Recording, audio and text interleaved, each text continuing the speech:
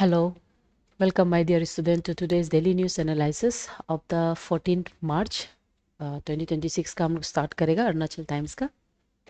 The first news is Arunachal Pradesh university celebrates pre pi day.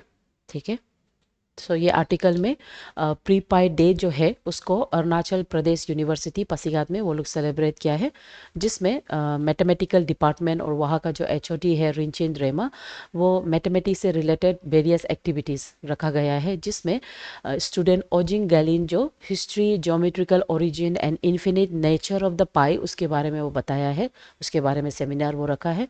उसके अलावा पाई writing memory contest रखा गया है एंड जनरल मैथमेटिकल क्विज, ये सब प्रोग्राम रखा गया है, जिसमें interdisciplinary involvement of the faculty from the computer science and the commerce department भी देखने को मिला है। ठीक है, सो ये था आपका summary of the articles. Now pi generally exam लोग में पूछा जाता है, ठीक है, उसको हम लोग मैथमेटिक्स में हम लोग यूज़ किया जाता है। सो ये पाई है क्या? ओके, सो पाई मतलब इसका डेफिनेशन, ये सब पॉइंट्स जो है ये फैक्चुअल पॉइंट्स है, एग्जाम के लिए ज़रूरी हो सकता है। तो पाई बेसिकली सर्कल का सरकमफेरेंस टू इज डायमीटर। सो इसका मतलब है, सपोज ये आपका सर्कल हो गया, ठीक है, तो ये सर्कल का ये जो एरिया है ये वाला, ठीक है, ये देख रहा है, ये एरिया उसका सरकमफेरेंस बोलता है और ये उसका डायमीटर है। ठीक है, सो पाई का मतलब है circumference divided by diameter, that is the formula. ठीक है, उसके बाद यू हैव टू रिमेंबर कि ये जो पाई है ये बेसिकली इरेशनल नंबर है, ऐसा नंबर है जिसका एक्सप्रेशन ए सिंपल फ्रैक्शन में नहीं किया जाता है, और ये एक ट्रांसेंडल नंबर है, इसमें पर्टिकुलर रूट नहीं मिलता है, इसका मतलब उसके बारे में। और उसके बाद दूसरा जो ज़्यादातर एग्ज़ाम में हम लोग यूज़ करता है, पाई का वैल्यू जो 3.14159 या तो 22/7, ये नंबर को जनरली कैलकुलेशन में हम लोग यूज़ करता है। और रिसेंटली 2024 में ये computer scientist they have calculated कि पाई का value is around 105 trillion digit से वो बनाए हैं, यानी कि रिपीटेटिव पैटर्न नंबर है जो इरेशनल नंबर का कैरेक्टरिस्टिक फीचर है। ठीक है,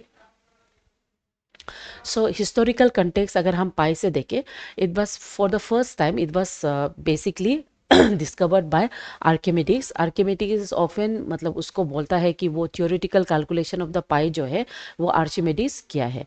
उसके अलावा ये जो उसका जो सिंबल है उसको सबसे पहले यूज़ करने वाला विलियम जॉनस इन 1706 कहा जाता है, और उसको पॉपुलराइज करके मैथमेटिक्स में यूज़ करने वाला लियोनार्ड उलर कहा जाता है ना। उलर का मेथड मैथमेटिक्स में हम लोग क्लास 10 का सीबीएसई का चैप्टर 1 में करता है, अगर आप लोग को रिमेंबर है तो। ठीक है, सो उसके अलावा इसका एप्लीकेशन हम लोग पाई को ज़्यादातर हम लोग का जो calculative fields of the trigonometry, geometry हो गया, या तो आपका फिजिक्स एंड द इंजीनियरिंग, वहाँ पे हम लोग जनरली यूज़ करता है। उसके अलावा पाई डे इंडिया में हमेशा, इंडिया मतलब पूरा दुनिया में, हम लोग मार्च 14 को इसको सेलिब्रेट करता है, और ये को इंसाइड करता है एल्बर्ट आइंस्टाइन का बर्थडे के साथ। ठीक है, सो ये सब फैक्चुअल डाटा से एग्जाम के लिए जो ज़रूरी है। Done. Next, awareness programme on the highland livestock rearing. So recently एक integrated highland livestock farming held किया गया था आपका कितपल तवांग डिस्ट्रिक्ट में, तवांग में, जहाँ में ये national research centre on the yak along with the district Kisan Morcha and also the Brokpa community के साथ साइंटिफिक यक रेयरिंग और input distribution programme, awareness programme रखा गया है। ठीक है, तो ये प्रोग्राम का बेसिक टारगेट ये है कि ये जो यक रेयरिंग प्रैक्टिस है उसका प्रैक्टिस में थोड़ा इम्प्रूवमेंट लेके आए, उसमें साइंटिफिक इंटरवेंशन के साथ, ताकि वो livelihood of the Broka community जो कम्प्लीटली इस पर डिपेंड होता है उसको इंक्रीज कर सके। So approximately around 200 Brokas communities they have participated in this awareness program, जहाँ में concentrated feeding, minerals और vitamin supplies and basic veterinary medicines were taught to them and distributed to those people. ठीक है, सो इसमें एक साइंटिफिक एडवांटेजेस ये programme में देखने को मिला है, जहाँ में आर्टिफिशियल इंसेमिनेशन के थ्रू जो ब्रीडिंग एफिशिएंसी ऑफ द यक है उसको इंक्रीज करने के लिए सिखाया गया है। उसके अलावा हेल्थ एंड मैनेजमेंट में ज़्यादातर जो डिजीज़ होता है जो यक एनिमल्स को होता है, जैसे माउथ जैसे food and mouth diseases, brucellosis and black water diseases, ये सब डिजीज के बारे में किस तरह से उसको टैकल करना है, ये अवेयरनेस प्रोग्राम रखा गया था। ठीक है। उसके अलावा इकोनॉमिक स्ट्रेटजीज में याक से बहुत प्रोडक्ट्स लाइक घी, चूरपी, पनीर ये सब फॉर्म करता है, तो उसको किस तरह से एक डायरी कोऑपरेटिव सोसाइटी के अंदर में और भी एंकरेज करके फार्मर्स लोग का इकोनॉमी को डाइवर्सिफाई कर सके, ये प्रोग्राम में रखा गया है। ठीक है। उसके अलावा national research centre on the yak, ये अरुणाचल प्रदेश का दिरांग वेस्ट कामेंग डिस्ट्रिक्ट में रहता है, जो under the Indian council of agriculture research के प्रीमियर के अंदर में रन करता है। ठीक है। तो ये जो इंस्टीट्यूट है याक इंस्टीट्यूट, ये एपीएसएसबी में क्वेश्चन पूछ चुका है अरुणाचल का सेक्शन में कि ये कहाँ है, तो इसलिए आपको याद करना है ये Dirang west Siang west Kameng district Arunachal Pradesh में है। उसके अलावा एग्जाम में फैक्चुअल पॉइंट्स, ये जो आर्टिकल से रिलेटेड, सबसे पहले Broka community. Broka communities are considered as nomadic pastoral community, जो हिमालयन का रीजन में specially sub tribes of the Monpa community के अंदर में जाना जाता है। And these people are considered as sedentaries, मतलब जो सेटल डाउन हो गया एट द लो, मतलब feet of the mountain region, और ज़्यादातर ये लोग का जो कल्टिवेशन है ये यक हेरिंग में they are known for that. ठीक है। तो ये जो प्रोग्राम है यहाँ में आर्टिफिशियल इंसेमिनेशन के अलावा लाइफ स्टॉक डिजीज के बारे में वो लोग को पढ़ाया गया है, किस तरह से प्रोडक्शन को इंक्रीज किया जाएगा उसके लिए पढ़ाया गया है। ठीक है। उसके अलावा यहाँ से जो चुरपी का जो प्रोडक्शन होता है मिल्क के बारे में, उसका जीआई टैग के बारे में भी इंटरेस्ट बताया गया है। Okay. So no LPG shortage in Arunachal Pradesh government. Excuse me. So recently अभी आप लोग सोशल मीडिया को देख रहा होगा, एवरीवेयर इन द न्यूज़ ये चाहा गया है कि एलपीजी का शॉर्टेज एवरीवेयर हो रहा है। ठीक है। तो इसीलिए state government of Arunachal Pradesh, जो आपका फूड एंड सप्लाई का मिनिस्टर है गैब्रियल डी वांगशू, वो एक ऑफिशियल स्टेटमेंट दिया है कि यहाँ पे अरुणाचल प्रदेश में कोई शॉर्टेज नहीं है एलपीजी गैस को लेके, या तो पेट्रोलियम ऑयल या तो लुब्रिकेंट प्रोडक्ट्स को लेके यहाँ पे कोई इश्यू नहीं है, कोई शॉर्टेज नहीं है। एंड ऑल्सो ये बताया है कि for the fair distribution in Arunachal Pradesh A mandatory 25 waiting day period between the domestic gas cylinder booking के बारे में इंट्रोड्यूस किया है। उसके अलावा ये जो डिस्ट्रीब्यूशन ज़्यादातर house hold, health care, education sector को प्राइमरी सेक्टर बनाते हुए वो लोग को प्रायोरिटाइज किया गया है। ओके। तो की पॉइंट एग्जाम के लिए जो ज़रूरी है, सिंस एलपीजी इश्यू में आया है तो एलपीजी जनरली क्वेश्चन बन जाता है एग्जाम में। जैसे रिसेंटली आपका एपीएसएसपी में एलपीजी का कंपोनेंट पूछा गया था कि वो बनता कैसे है। ठीक है। तो उसका मेन कंपोनेंट है प्रोपेन एंड ब्यूटेन, समझ गया। उसके अलावा ये जो एलपीजी होता है ये नेचुरली ऑर्डरलेस होता है। ऑर्डरलेस में इसका कोई स्मेल नहीं, इसका कोई कलर नहीं है। सो इसीलिए जब इसका लीकेज होता है आपको पता नहीं चलेगा। देयरफॉर लीकेज को आइडेंटिफाई करने के लिए एक पर्टिकुलर सब्सटेंस डाला जाता है, उसका नाम है इटाइल मार्क कैप्टन। ये बहुत एक एमोनिक स्मेल, एक खराब स्मेल जो सिलेंडर से आपको मिलता है, वो स्मेल बेसिकली इटाइल मार्क कैप्टन की वजह से होता है। एंड इटाइल मार्क कैप्टन डिटेक्शन के लिए यूज़ किया जाता है। तो ये क्वेश्चन भी आपका एपीएसएसबी का है ना, ये ऑलरेडी पूछ चुका है। उसके अलावा ये जो गैस, सॉरी, ये जो एलपीजी है ये basically gas at atmospheric pressure में, मतलब एक नॉर्मल टेम्परेचर में गैसेस के फॉर्म में है, और जब आप इसको कंप्रेस फॉर्म में देखिएगा तो वो लिक्विडिफाइड फॉर्म में रहता है। और दूसरा सबसे इम्पोर्टेंट, जो एलपीजी गैस है it is heavier than the air, हवा से बहुत हैवी होता है।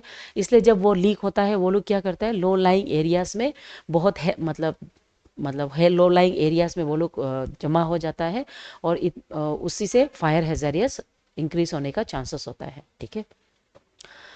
उसके बाद इंडियन गवर्नमेंट में major government scheme related to LPG, वो एग्जाम लोग के लिए ज़रूरी हो सकता है, जैसे प्रधानमंत्री उज्ज्वल योजना।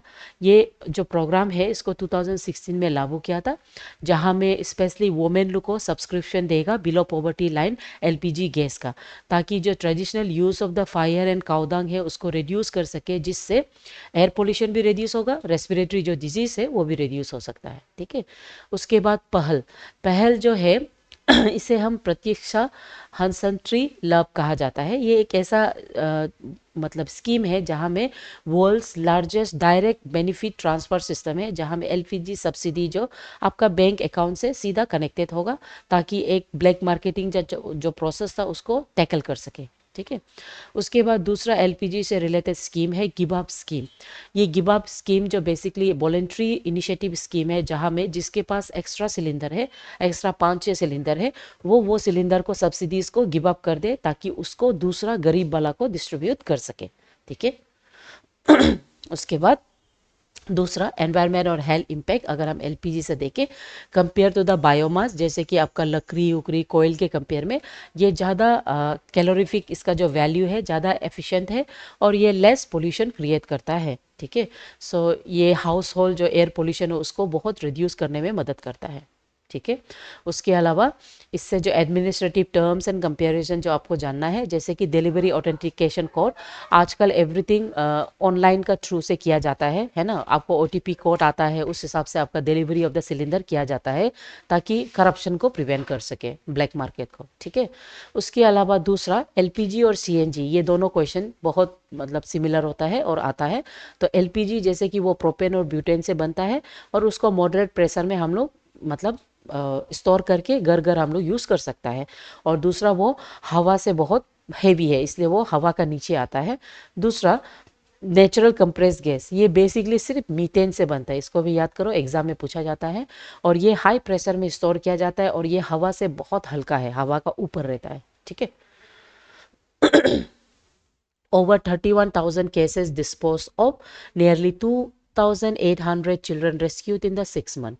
So ये जो रिपोर्ट है it was given by National Commission for Protection of the Children Right. ठीक है, ये रिसेंटली एक 6 मंथ का स्टैटिक वो प्रोवाइड किया है जिसमें around 31,000 cases of the child rights has been registered.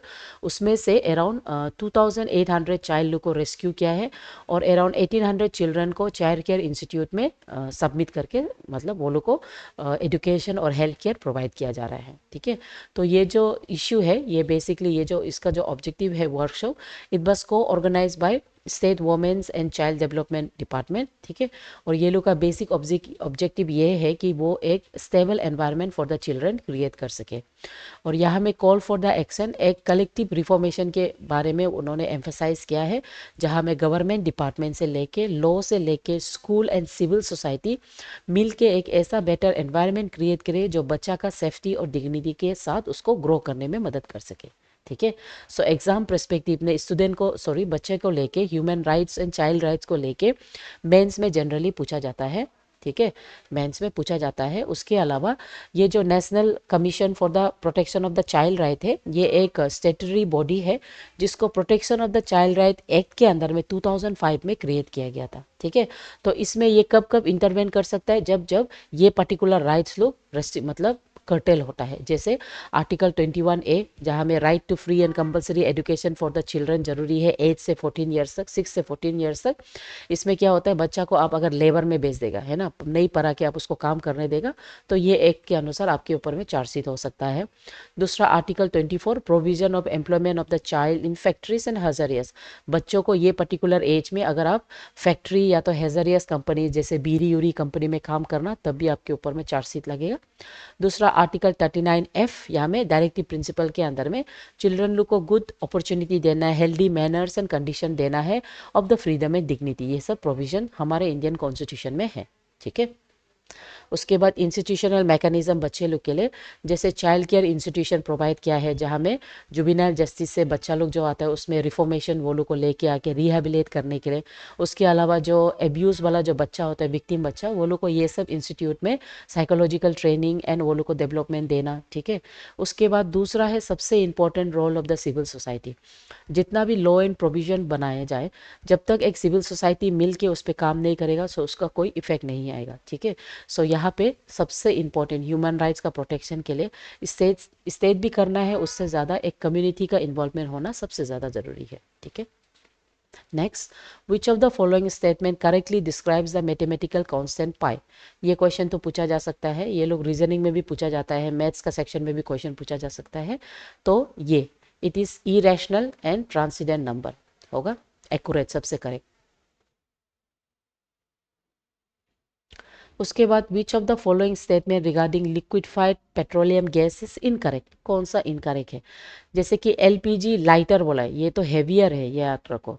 Lighter कौन है, सीएनजी गैस, ये जो, इसलिए ये गलत हो गया। ठीक है, उसके बाद मेंस लेवल में इफेक्टिव चेंज मैनेजमेंट कैसे वो टैकल कर सकता है इन कंटेक्स्ट ऑफ एलपीजी, ये क्वेश्चन आपको पूछा जा सकता है। ठीक है, तो यहाँ में जो वेटिंग डेज होता है, ये लोग बेसिकली अच्छा तरीका है जिससे आप misuse of the LPG gas को चेक कर सकता है। ठीक है, उसके अलावा socio economic impact of this traditional biome से एलपीजी वो कैसे हेल्प कर सकता है, इसके बारे में भी आपको पूछा जा सकता है। तो इसमें कुछ कुछ स्कीम्स भी एंटर करना, आंसर में पुट करना अच्छा होता है। Okay, so thought of the day, I felt that one had better die fighting against injustice than to die like a dog or a rat in a trap. I had already determined to sell my life as dearly as possible if attacked. I feel if I could take one launcher with me, this could even up the score a little bit. Ada B. Wells. Okay, so with this thought, let's keep on studying, keep following the news. Okay, my dear student, thank you.